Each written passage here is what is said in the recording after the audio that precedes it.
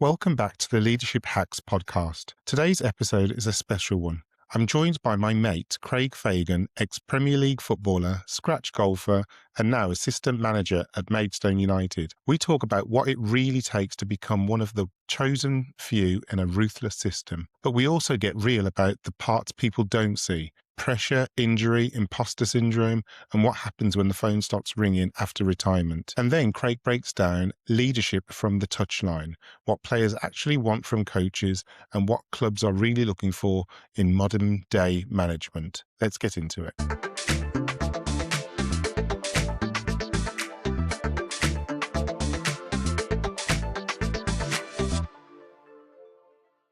Hello and welcome back to an episode of Leadership Hacks podcast. And I am here today with an ex-Premier League footballer who thinks he's a bit of a pro golfer, but there's a lot to be said of that. And he is now an assistant manager at Stone Football Club. Craig Fagan, thanks for joining us. No problem.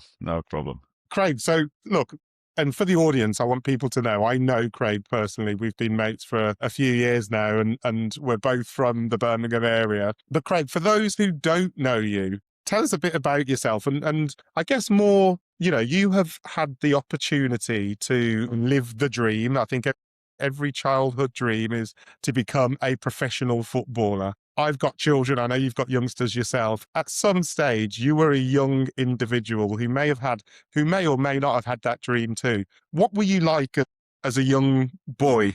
Football-wise, I wanted to make it as a footballer. Maybe lend itself at times to not concentrate at school as much as I should have done. But I was definitely more committed to making it as a footballer once I had a taste for it. But I had a normal family life. Brought up in Birmingham. We were living in Frankley before we moved out to Bromsgrove. And just a normal family life with a brother, mum and dad, which are still together. I know that's not so normal in the way of life at the moment, but at the time, and my mum and dad are still together and happy to have that support. So yeah, just a normal upbringing, should I say? Yeah, and you say so you wanted to be a footballer, in that I think you lent more towards that than the academic side of life. When did you first know that you wanted to become a footballer? So I'd say, I think it was about, let's strip it back. I think it was like five or six I started playing, but nothing serious. And then when I got to 7, I was at Beavers, because that was the in thing to do. You had Beavers, then Cubs, and then they started playing football there. And then I got asked to go and play for a Sunday team, which I did regularly, and enjoyed it, had the taste for it. It wasn't something I'd thought about until then. And then at the start of it, I wasn't great. I know that, but I just enjoyed being competitive.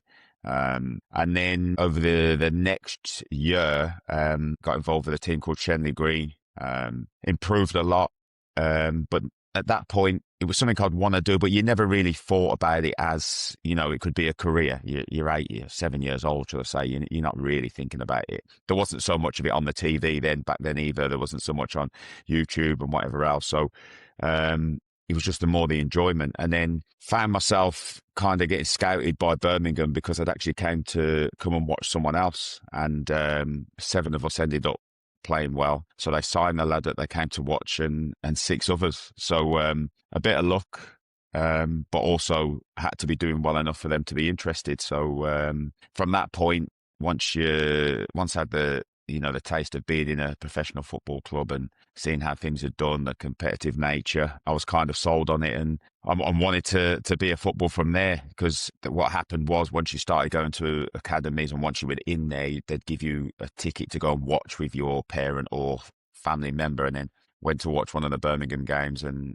that was it. I was kind of, this is what I want to do. And it's interesting what you said there about, I think you said when you got scouted, the scouts actually came to see a different player on your team or one of your opponents, but ended up taking you and a few others as well.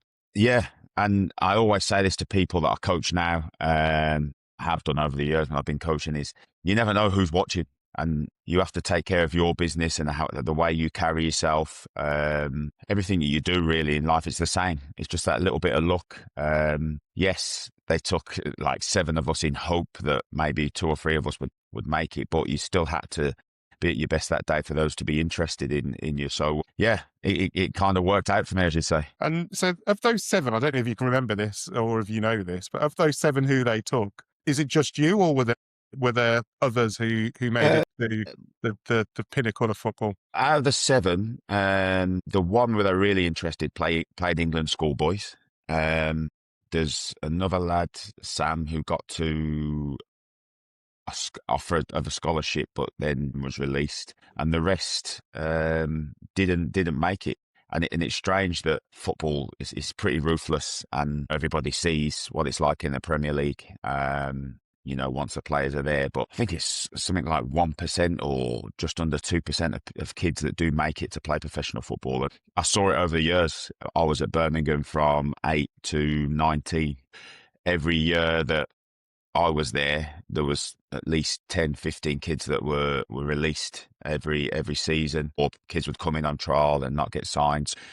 It was a ruthless place. I say it all the time. There are friends in football, but to a certain degree, they're trying to take your place. It was survival of the fittest at times, which sometimes shapes your life. You're always kind of outside football. You're in survival mode, kind of looking for yourself and looking out for yourself, shall I say. But that's just the way football is. You've almost given some insight actually into the next question, which is around looking back. What do you think made you one of the chosen few?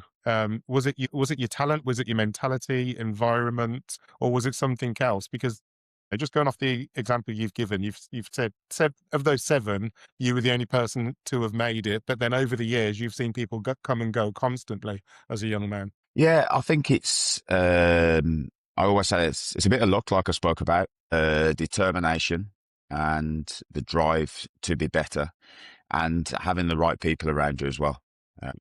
Talent comes into that, of course. But I was lucky, like I said, I had a family. My dad, he was never pushy with, making me go to football. I had to do it. I had to want to do it.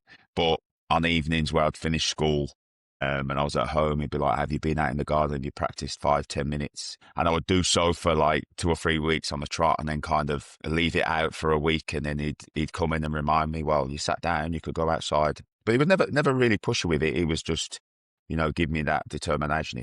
If I want to get better, I need to go and do that. Do you feel that was your dad complemented your desire, or did your dad give you the desire to want to go and become a professional? I think I get it from my dad. I think my dad likes to win. That's something which passes over, I think. I understand how kids are brought up now in terms of, everybody should be given an equal chance. But then I've had conversations with my eldest, who's 15, and I remember him being in a sports day race, and he wasn't allowed to do the running race because it was too easy, and he would upset other children by winning.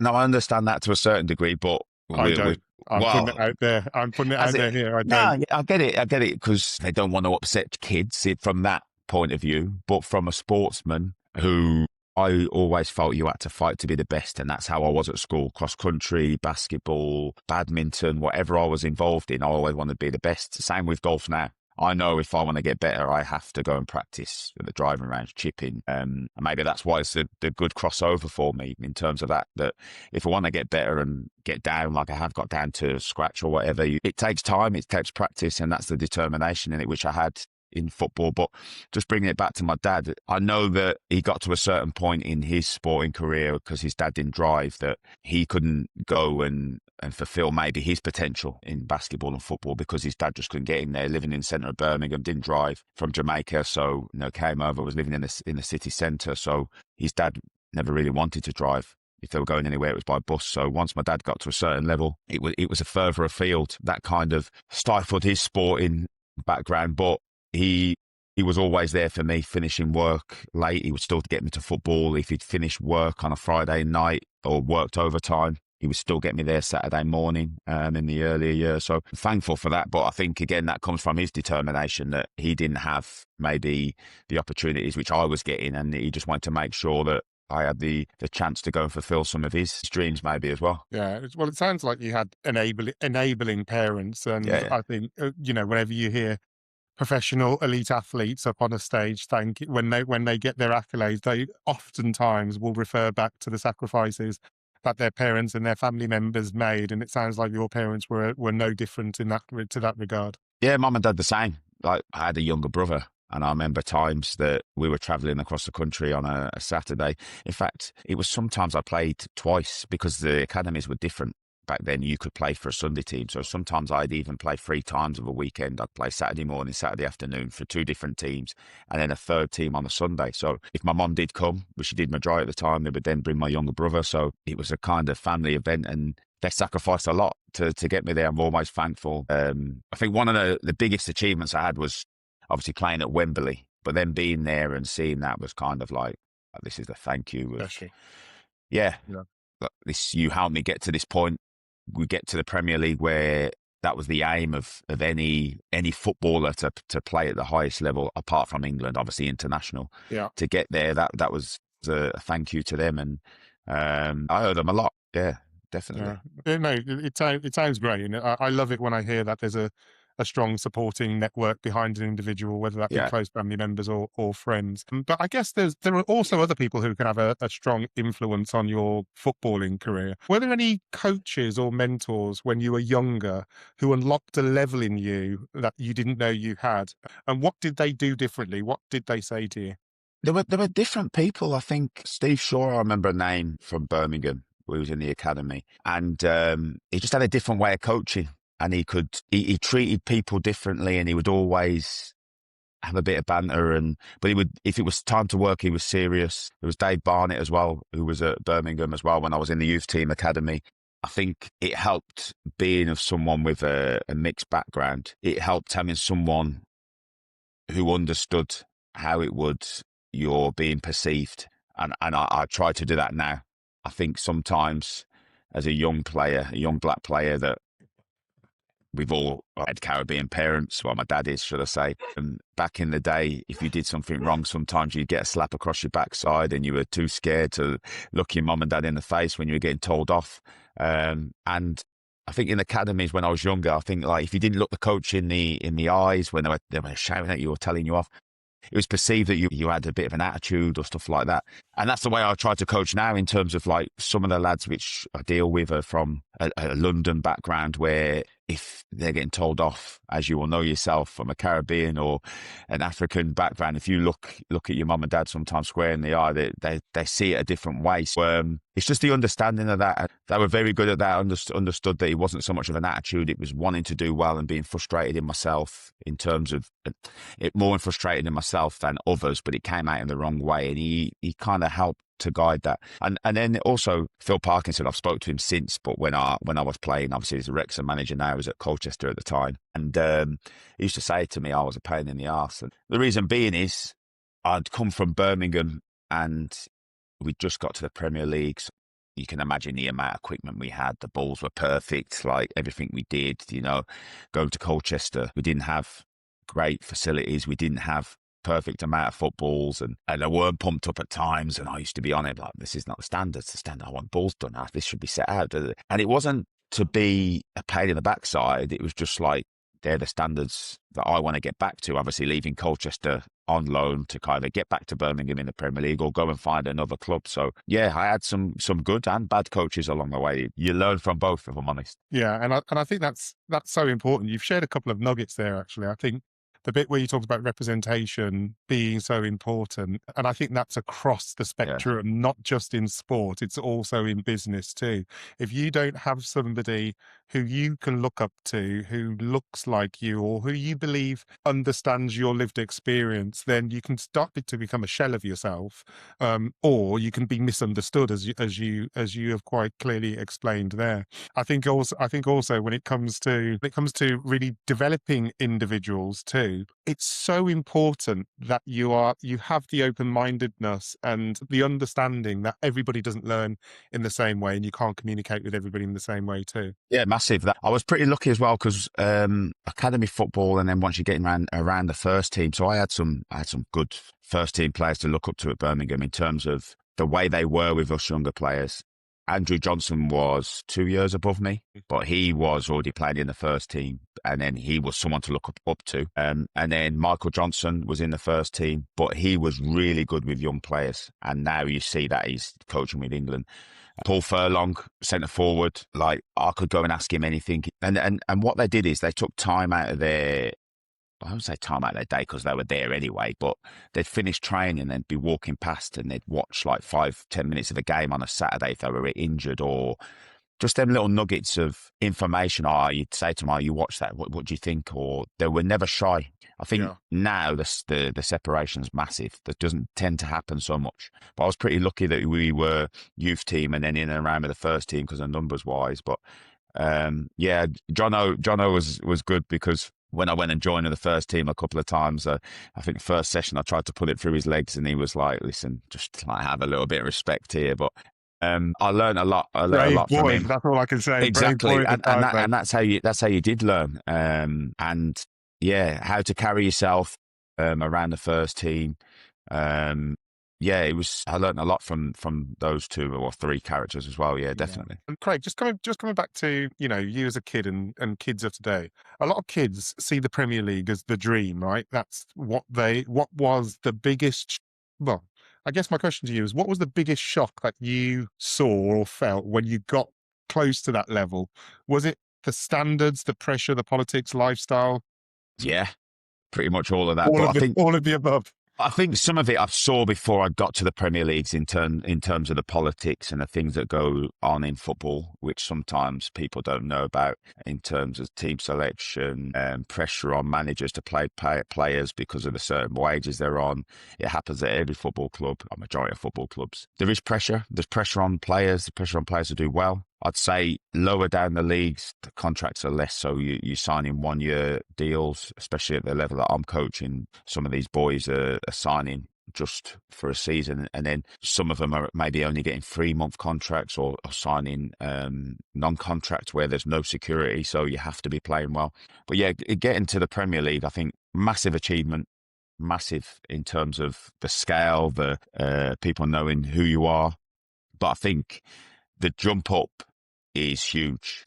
When I speak to players who I coach, you kind of have this, I wouldn't say it's disrespectful the way you think about players when you watch on TV, but we all sit and watch a game and think, oh, he could do this. My nan could have scored that. My nan could have scored that. Exactly that. Or he's slow, he's rubbish. Yeah. And I remember it. I had the thing about Ivanovic. I used to think he was slow, and international player, played many games internationally. But I just always had this thing, and I remember being one-on-one, and I remember trying to knock the ball and run it past him, and he put his arm out and he matched me, and I was like, wow, this is a little wake-up call. This is a wake-up call for you here. But I think they think faster. They do everything quicker. They've always got a pass in mind. They're just the elite because they do everything better than the leagues below. It's the same in the business world in terms of that. You have to learn to be sharper, think ahead.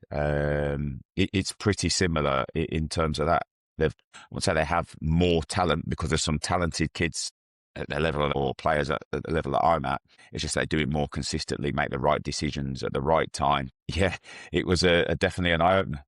And it's interesting, actually, because you say, again, you talk about the crossover to business, but just going back to some of the comments that you made there, I think you talk that your that Colchester story of just having that, holding people to a higher level, and that's how you become that's how you create a high performance team.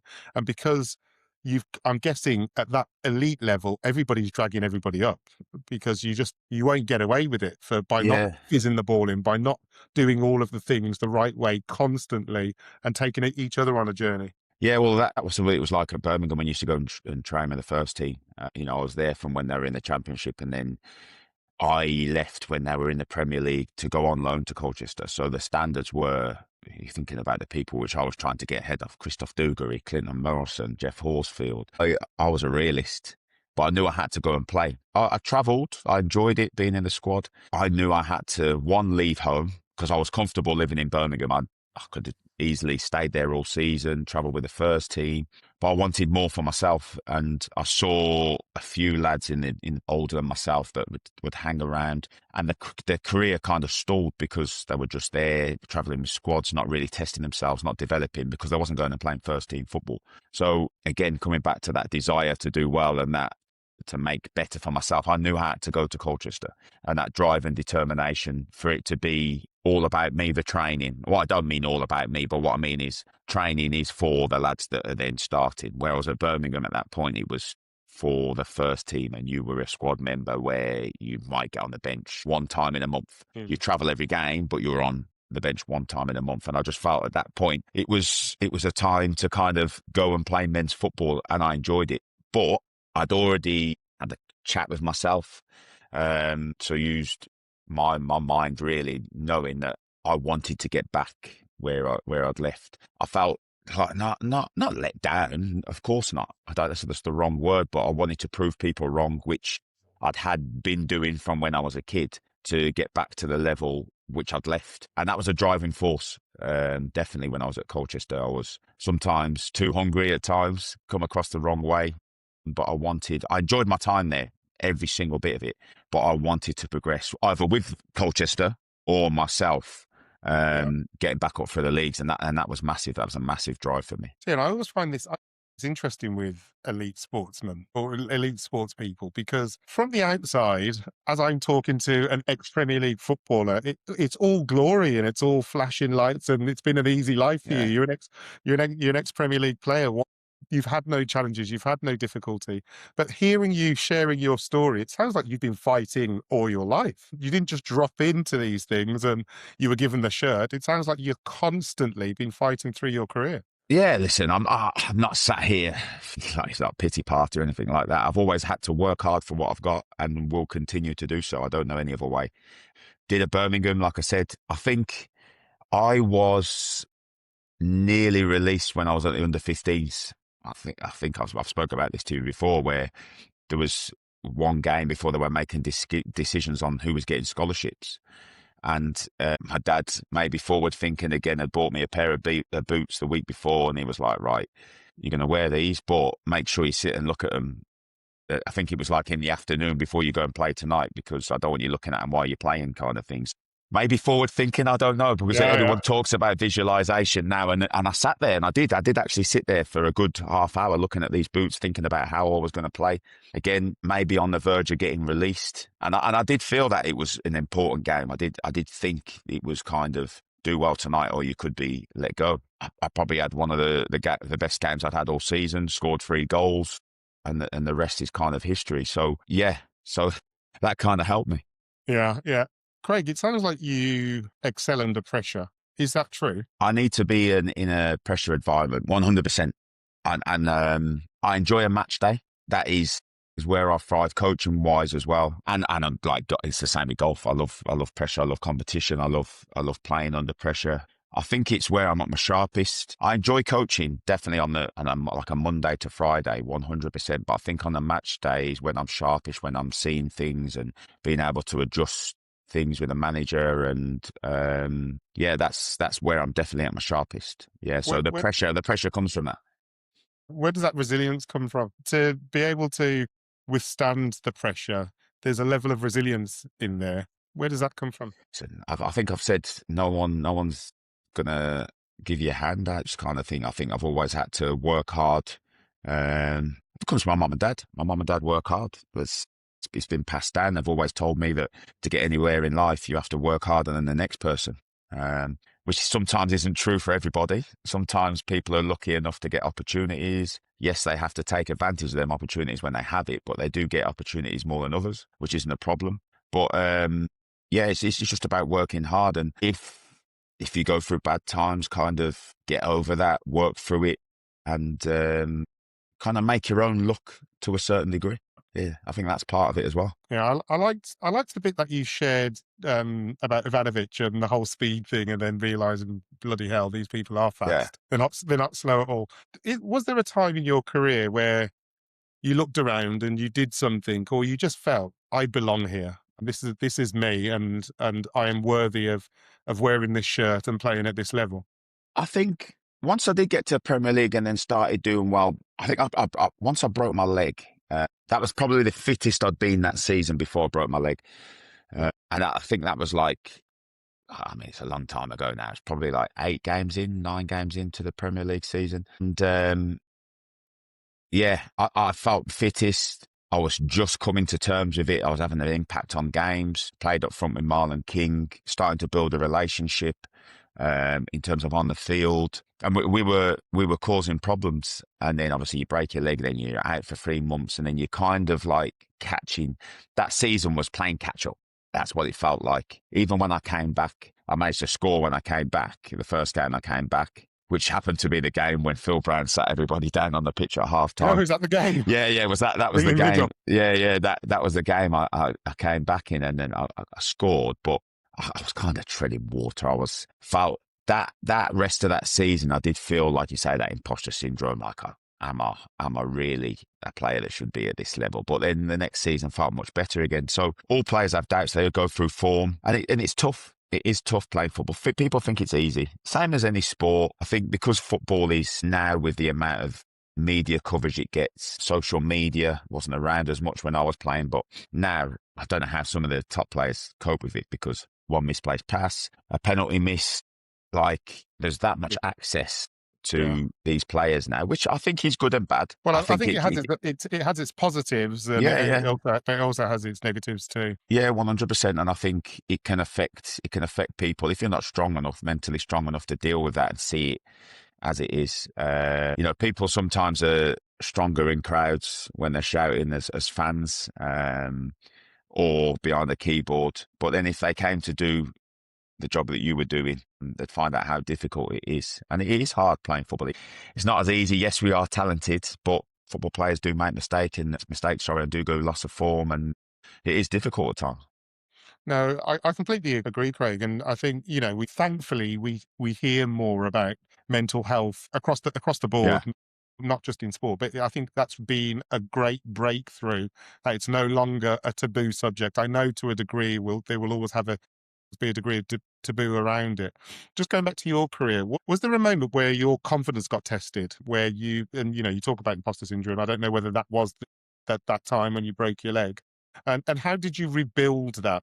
There's been a few times over my career. I think when I moved from Hull to Derby, there was a time when there was an opportunity to go and play. I had a great season with Hull. Well, start of the season, should I say. Come to the January transfer window, there was an opportunity for Hull to make some money from selling me to obviously go and play for a club which was pushing at the top of the Championship. And then when I got there, it just didn't feel the same.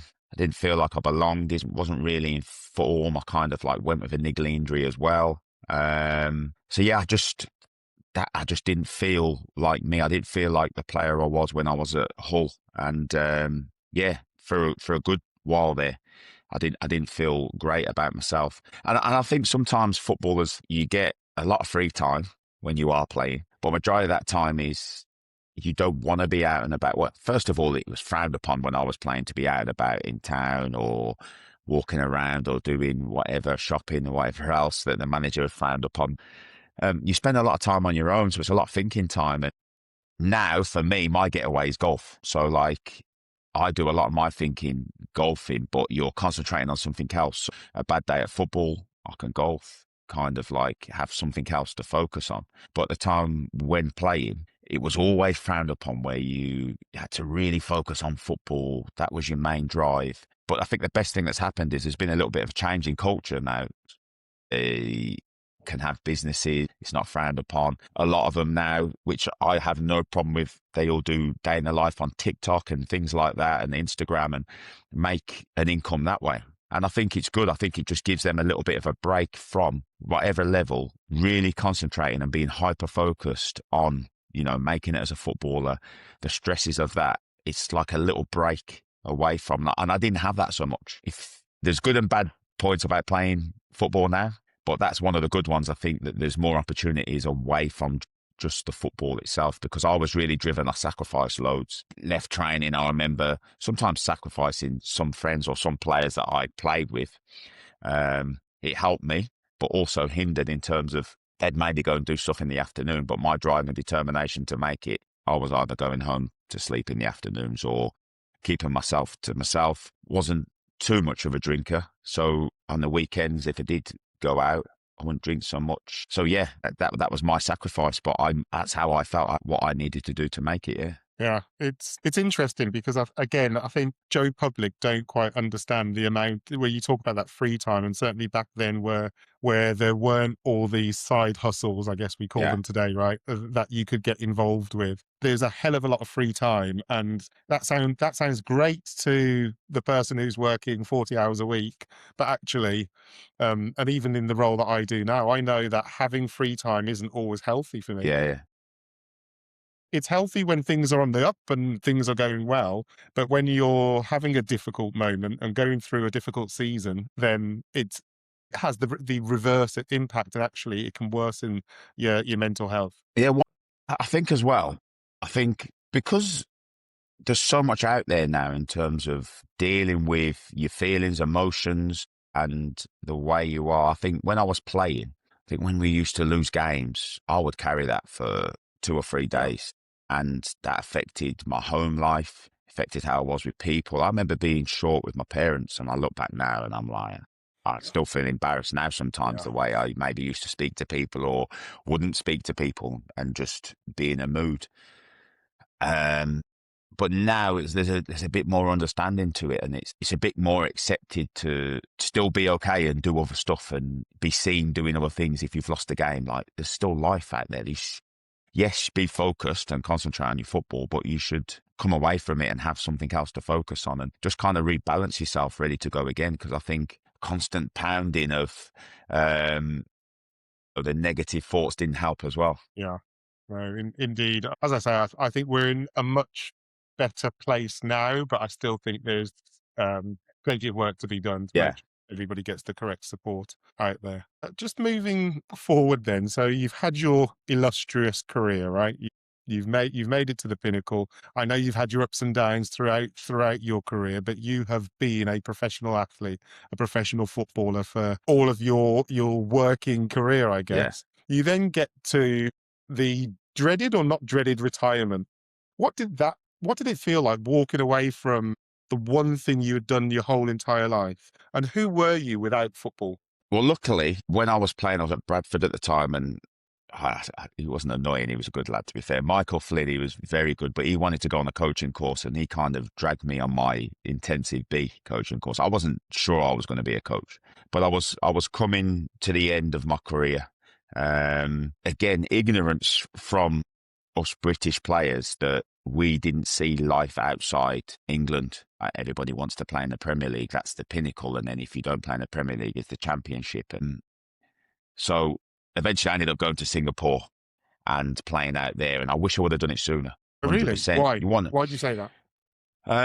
Not so much Singapore, but just like any country, and still it's still competitive, still can earn a decent amount of money. You're seeing more of the world. That hyper focus, like I've said, in terms of like Premier League, Championship, for a certain amount of years, it's like constant in terms of winning games. Yes, elite players want to stay at the top, but then once I fell out the Premier League and then into the Championship again, the drive to get back there, knowing that it's not going to happen because you're at the later part of your career. Yeah. That might have been a step that I'd taken earlier, but I ended up going lower and then ended up in Singapore. But like I said, I'd done my coaching badges in Singapore and then I ruptured my Achilles, and then it was like, wow, this is really coming to the end. But luckily, I'd already started my B license and A license, and then got to the point where I was taking it more seriously, then was doing a under-19 team in Singapore. But yeah, coming back to England after being in Singapore for 10 months and knowing that your career is kind of over was an eye-opener, a big eye-opener. Left the country, obviously, away for 10 months. The phone stops ringing. People not forget who you are, but you have people around, your friends, family, close, key network, which I've always had. I've always had a small group of people around me, but there's always one or two that would reach out. You can help them a little bit more being in the Premier League and Championship. The phone, like I said, goes quieter. You've forgotten about it a little bit more. But I didn't really know what I wanted to do when I finished. And coaching was something I had on the back burner. I enjoyed it, But I got to the point where I had to get up out of bed and do something. I didn't have a coaching role or a paid coaching role, should I say. Yeah. So I did a PT course just to get myself up and out in mornings to be able to be motivated. Because if you think about it, from the age of 8 to, well, in terms of 19, where you leave school, you're at school, you're told what you're doing, when you're doing it, what you're eating, obviously by your mum and dad, where you're going, football club until 19, time to go to training, the time you're leaving, this is the game time. Then through your professional your career, you're obviously report time, leave time, your meals about football are all sorted. To then finish, and then it's like, okay, right, I can golf now or start golfing, as I was just starting then, but there's no regular routine, there's no real drive, and that had to come from myself. And I knew, having listening to other people and other stories from ex-footballers, that I had to do something not to fall into that path. I'd never been a heavy drinker, but I didn't want to get to the stage where I was relying on that to fill my free time, to then, for how hard I've worked to let myself down, going down that path. So yeah, I did a PT course, did a bit of PTing for a little bit. Knew it wasn't for me, but I just knew that I had to get up and do something, and not so much help others. It was the coaching to a certain degree, but it was to help myself, to give me a focus to get up in the mornings and be active and have that routine. Yeah. Yeah, it's I always think it's difficult for professional athletes when it comes to the end of their sporting career, Yeah.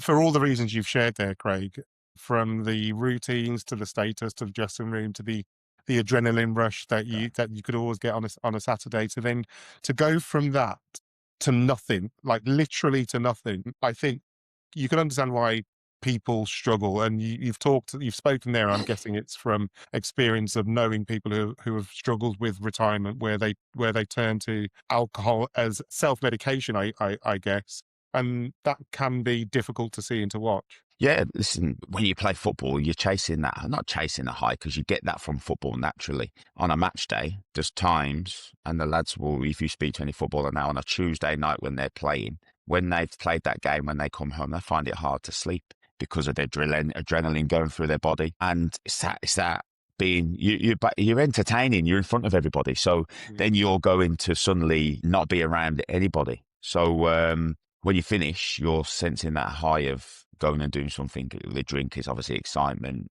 partying and whatnot, and drugs for some. I mean, it wasn't one for me, but maybe that's the feeling that they were after, taking drugs. But yeah, one or two friends fell down that path, and some never came back and still down that path, and some did. But it was just something I didn't want to be involved in. I just, like I said, thought I'd be letting my mum and dad down if I ever, not so much them, myself as well, if Yeah. I was to do so. Yeah, no, it's interesting because I think, and I'll talk from my own perspective. I know if you'd spoken to me 10, 15 years ago, I was very judgmental about people like that. Yeah, Whereas now I'm completely different. I don't judge them at all. I understand that that's just, sometimes the mental challenge is so tough. yeah, And if you haven't got the right support network around you, then you can fall into traps like that, with vices like that. And those people need help. That's what they need more than anything. They don't need idiots like former Obi judging them for yeah. turning to the bottle after having such an illustrious career. It just doesn't all work like that. No, we're all guilty of it at one point in our life, judging people, and it's just like people say, don't judge someone until you've walked in their shoes. And sometimes we've Indeed. got to have a bit more empathy for people. I've had to learn that.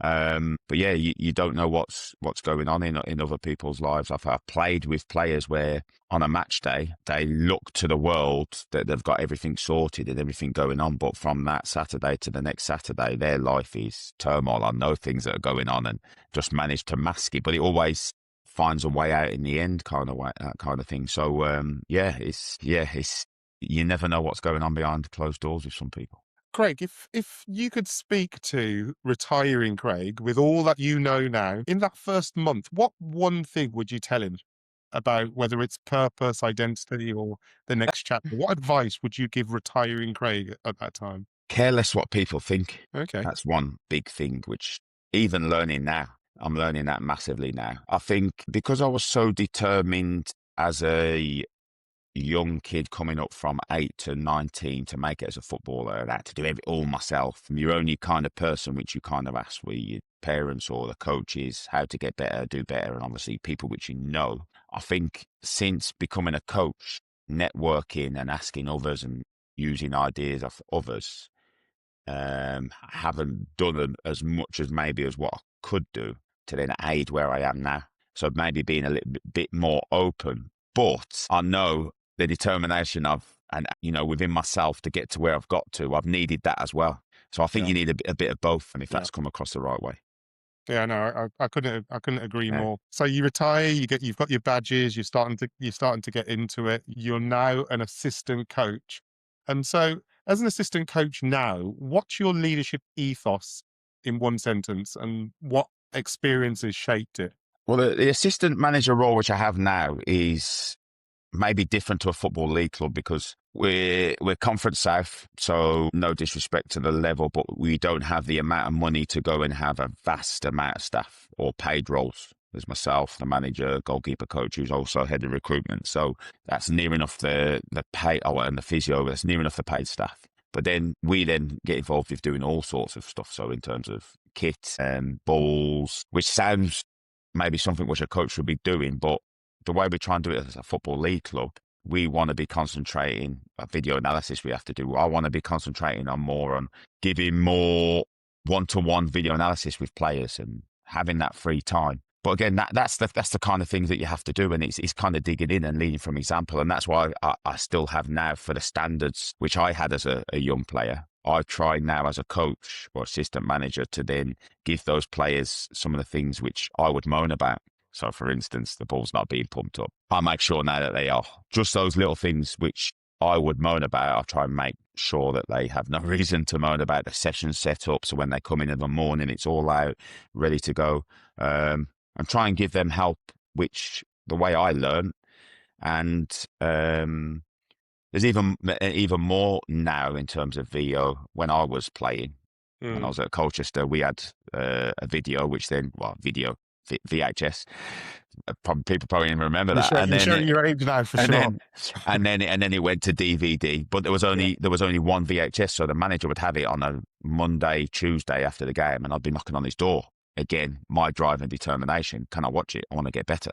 But like now, after the game, it's loaded up within 4 or 5 hours, and I have it already to a laptop, and then you can send clips to players, or you can bring them in and show them. So, Okay, so what does a great assistant manager actually do day to day that the fans don't notice? Where do you add value? You've talked about some of the things there, but obviously, your fans will see you on the sidelines, on the touchlines every weekend, but you don't just work on the weekends. What's happening during the week? No, so from a coaching point of view, obviously, I have to use the manager's ideas to put forward coaching sessions. So he have a style of play he wants to play.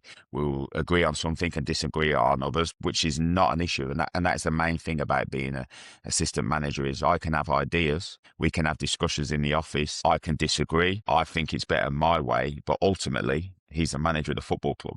So I can try and put forward my ideas, the way that we should be playing, the way key personnel might play instead of others. But ultimately, it's the manager's choice. And then when we leave, we have to be a unit when we go outside to everybody else. So that's one thing which is massive in our relationship. We have that trust in terms of he wants me to question him. And it's good. And I think that's the only way we can be a good team is there's no point me sat there and go, George, that's a great idea. Oh, yeah, I think you should do that. Oh, yeah, that's definitely going to work. For every idea he comes up with, I think you have to have someone in any management team. I think you have to have respectfully be questioned. That's the reason why we're doing that, or why can't we do it this way, or why have we thought about doing this? Maybe we should change that. I think it only aids growth for us too, as coaches and managers.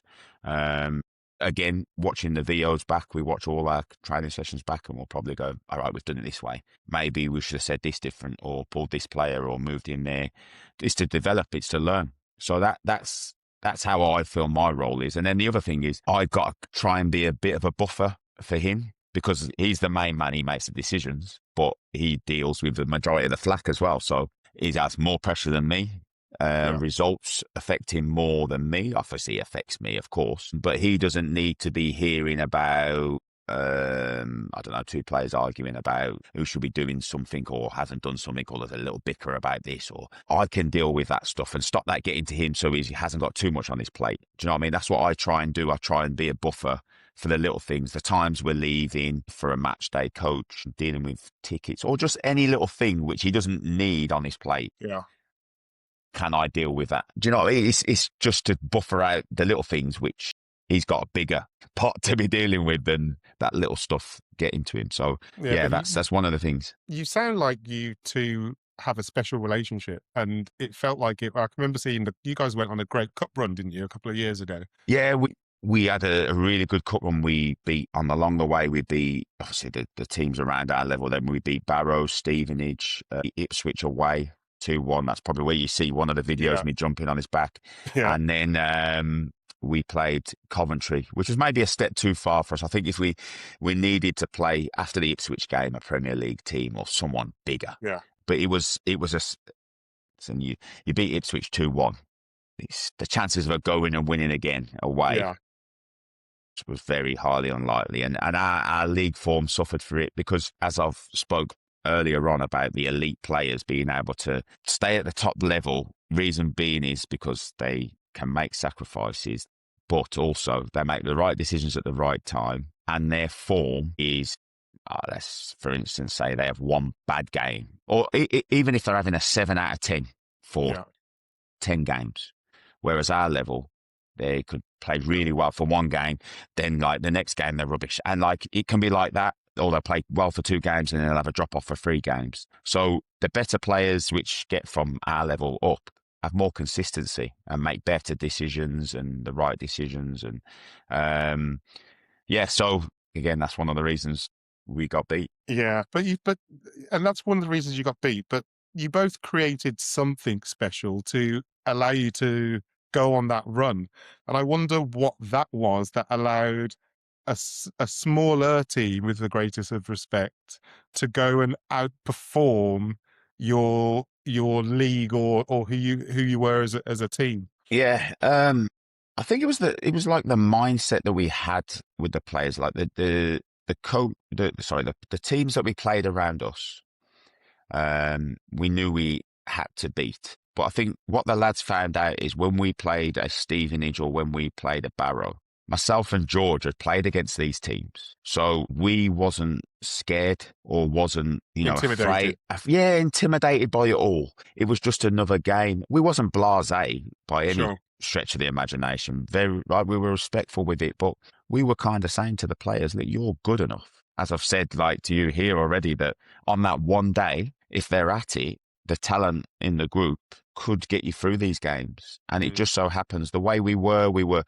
Even the Ipswich game, we were relaxed going into that game. The way we were the week before, again, more media around the training ground. Some of our lads were like looking around like, geez, we've never seen so many cameras. But we were just so relaxed. We were like welcoming, letting them all come in. Like, lads, take advantage of it. Do this interview, do that interview. Like, go and do whatever. Take advantage while you can, kind of thing. And we were so relaxed. And maybe that passed on to the players. But I think it was something that the way George said, and then what I said before the game, in one of the meetings, I think George said something similar as well, that someone said to me before I played in the FA Cup final, in the playoff final, you might not ever get back here again.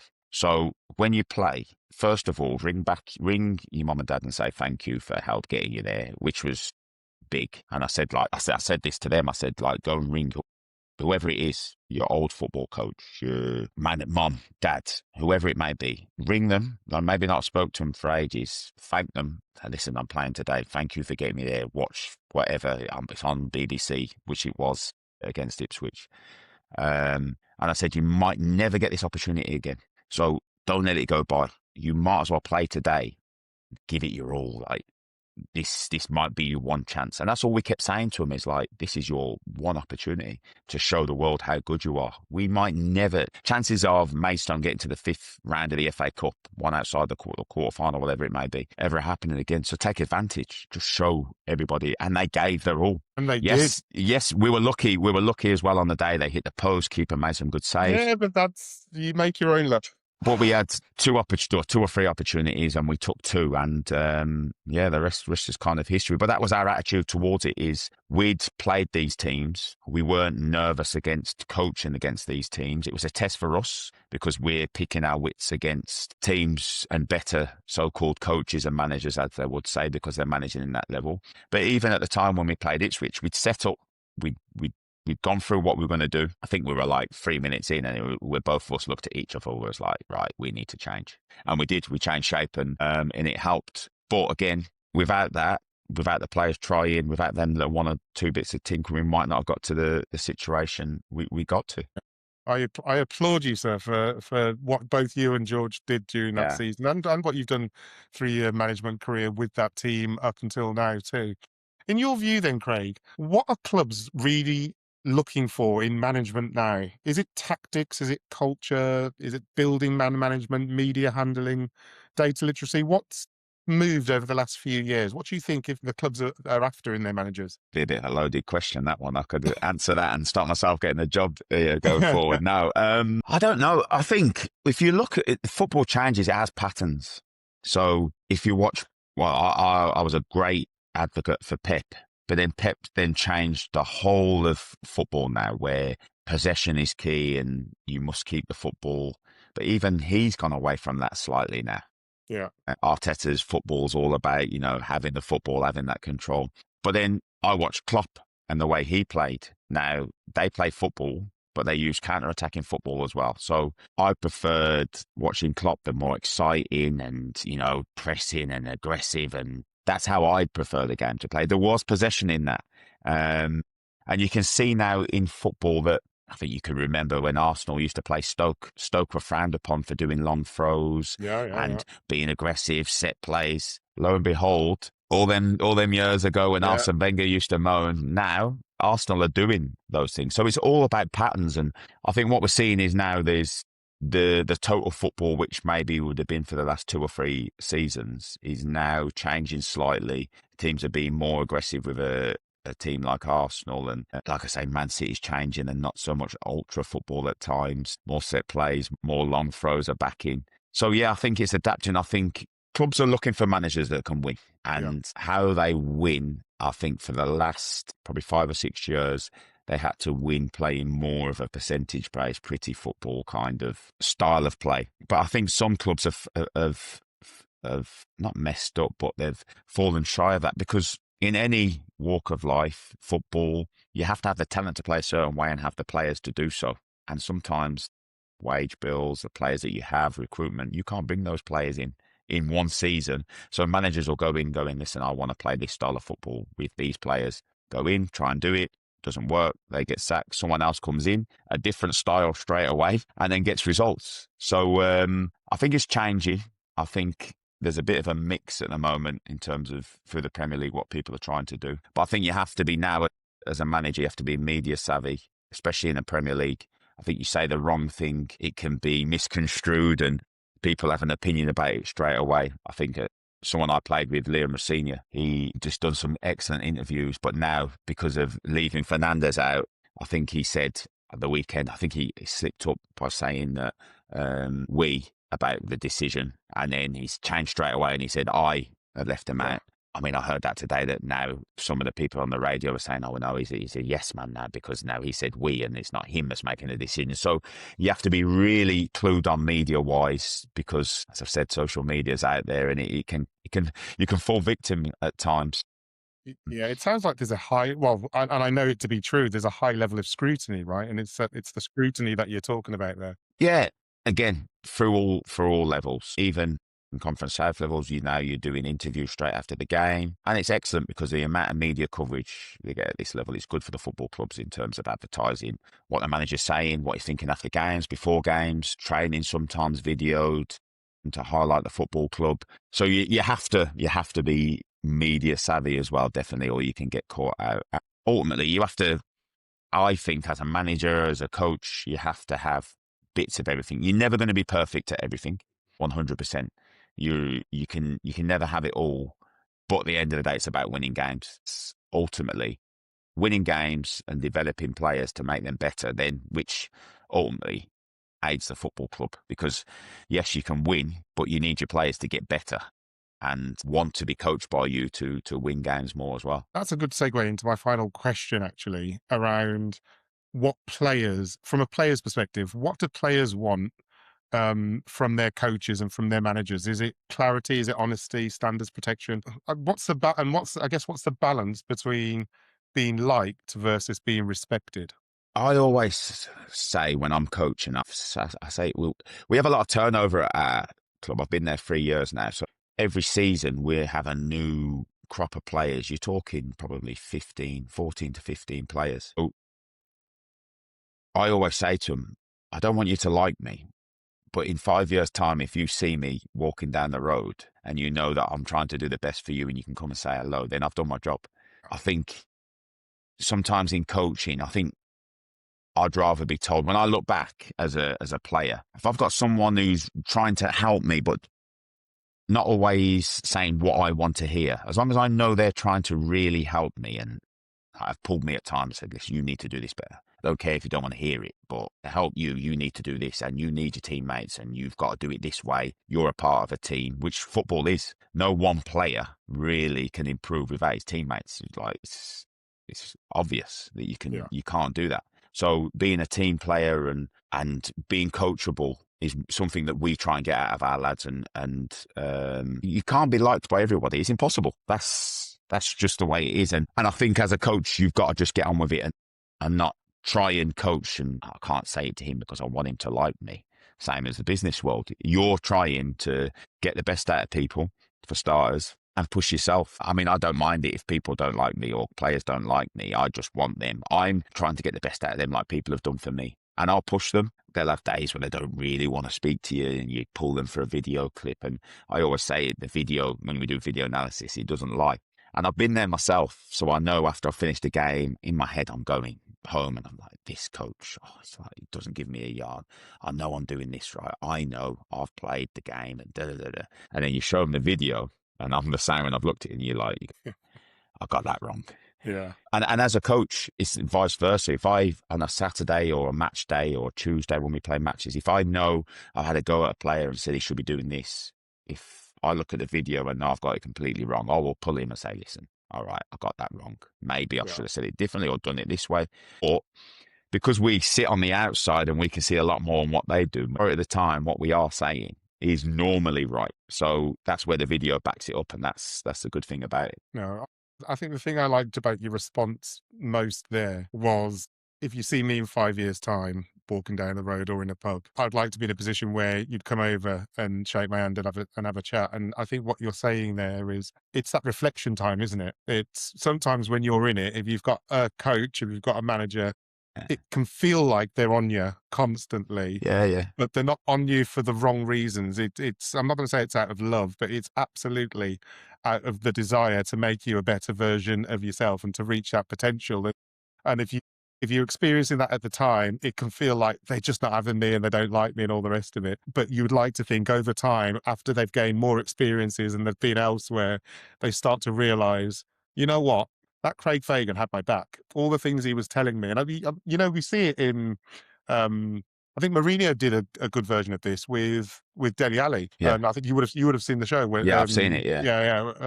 When he said it, and then you look at Dele Alli's career now, and I'd like to think that Dele Alli would look back and think, you know what, everything he said, he was saying that out of love. He wasn't trying to give me a hard time.